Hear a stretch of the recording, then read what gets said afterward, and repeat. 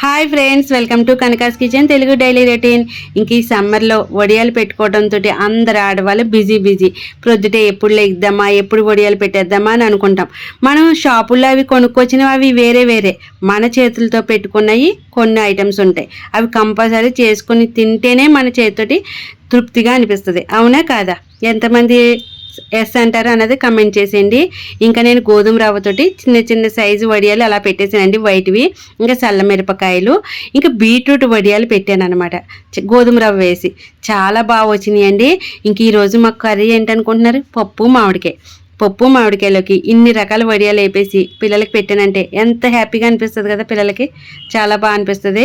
ఇంకా బీట్రూట్ వడియాలు ఉన్నాయండి, చాలా బాగా అనిపిస్తున్నాయి తింటుంటే. లైట్ స్వీట్నెస్ కూడా తెలుస్తుందండి అందులోకి బీట్రూట్ వేసాం కాబట్టి. సూపర్ అనమాట. ఇంకా చల్ల మిరపకాయలు కొరుక్కు తింటుంటే ఉందబ్బా, వడియాలన్నీ కూడా సూపర్గా ఉన్నాయి. మీకు ఎలా అనిపించింది ఈ వీడియో?